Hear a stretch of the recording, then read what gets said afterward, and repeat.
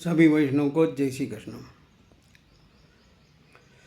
कहते हैं कि बिन जरूरी खर्चे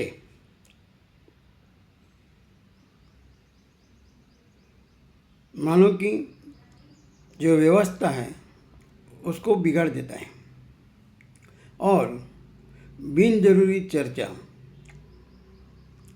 मन की अवस्था को बिगाड़ देते हैं।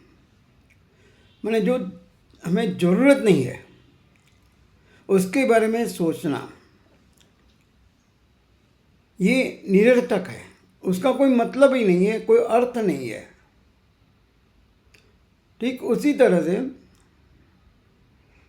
हमें भी ऐसा सोचना है कि जो हमें अपने जीवन लक्ष्य को प्राप्त करने के लिए आसान मार्ग हो। मार्ग तो वैसे अनेक बहुत है, लेकिन जो विचार हम करते हैं वो कितने सही है और हमें कितने उपयोगी है, वह हमारे उपयोग पर निर्भर करता है।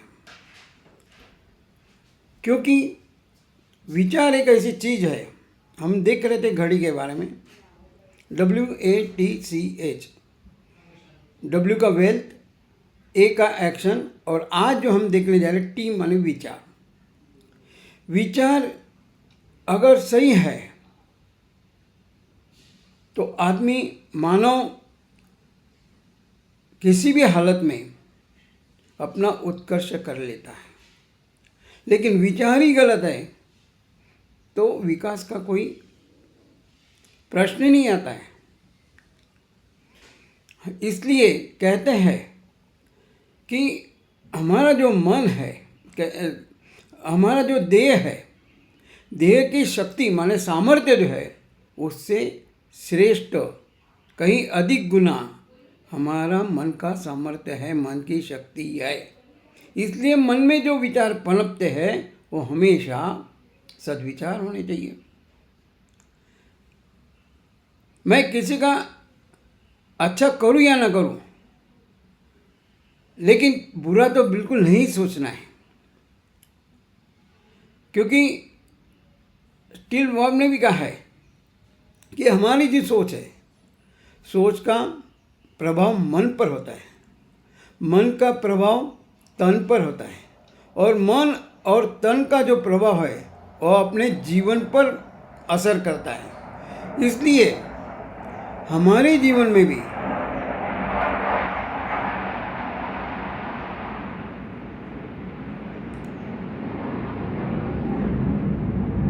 विचार मन में तो आते रहते हैं, लेकिन कौन से विचार को मैं प्राधान्य दे रहा हूँ, कौन से विचार को मैं अंगीकार कर रहा हूँ, कौन से विचार को मैं स्वीकार कर रहा हूँ, और किसको मैं अपने जीवन में अमल कर रहा हूँ। क्योंकि विचारों में इतनी शक्ति है, इतना सामर्थ्य है कि जो न होने वाली बात भी हम आसानी से कर सकते हैं, क्योंकि विचार थिंकिंग पावर मेरे पास अच्छा है, मन का सामर्थ्य मेरे पास अच्छा है। हम अगर विचारों से ही देखेंगे कि बड़े बड़े जो ऋषि मुनि हैं महात्मा बन गए और दूसरे लोग भी बन गए, और विचारों से महान बने हैं। उनके पास कुछ भी नहीं है, ना डिग्री है, ना उच्च कुल में जन्म लिया है, ना कई जगह पढ़े लिखे हैं, फिर भी उनकी सोच, उनका विचार जीवन के मार्गदर्शक बनकर अपना खुद का तो नहीं, लाखों लोगों के जीवन को उन्होंने उज्जवल किया। क्योंकि विचार एक ऐसी ये है, शक्ति है, जो हम अगर चाहें तो उससे हमारा विकास कर सकते हैं, चाहे तो हम उससे पतन की ओर भी ले जा सकते हैं। सोचने का तरीका बदलने का है। आज हम फिर से कहूँगा, कलियुग में जी रहे हैं। आज के हिसाब से आज के कलियुग में हमें समय के साथ चलना है, लेकिन जो समय से साथ चलते चलते हमारे जो संस्कार है, हमारी जो संस्कृति है, उसको भी हमें पकड़ के रखना है। क्योंकि हमारी संस्कृति और संस्कार इतने मजबूत है, उसमें कोई चांस नहीं है कि हम उससे गिर सकते हैं। लेकिन जो मिलावट आ गई है, जो हम अपने हिसाब से उस संस्कार को और संस्कृति को बना लेते हैं, उससे हमारे जीवन का पतन निश्चित हो रहा है। क्योंकि देखिए ना, पहले के ज़माने में हमारा जो खाने का आहार था, वो आहार और आज का आहार, पहले हम घर में ही खाते थे, कभी कभार बाहर जाते हैं। लेकिन आज उल्टा हो गया, घर में कम खाते हैं, बाहर ज़्यादा खाते हैं। पहले हम सात्विक को अलग खाते थे, राजसी और तामसी समाज तो बाद में आता था, लेकिन आज उल्टा हो गया। हम तामसी और राजसिक आहार ज़्यादा ले रहे और सात्विक आहार बहुत कम ले रहे। ड्राई फ्रूट जैसी चीज़ को ले लो जो सस्ते है, फ्रूट ले लो सस्ते हैं, हम नहीं खाते हैं।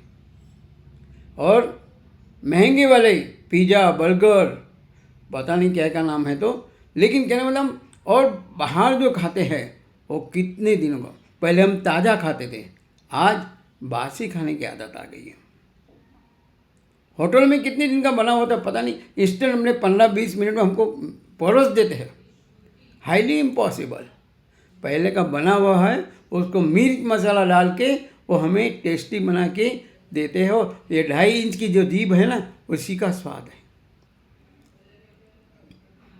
उसी के लिए हम इधर उधर भटकते हैं। तो हमें सोचना है, हमारे पास जो विचार शक्ति है, उस शक्ति का हम कैसा उपयोग करना है अपने जीवन के लिए। वैसे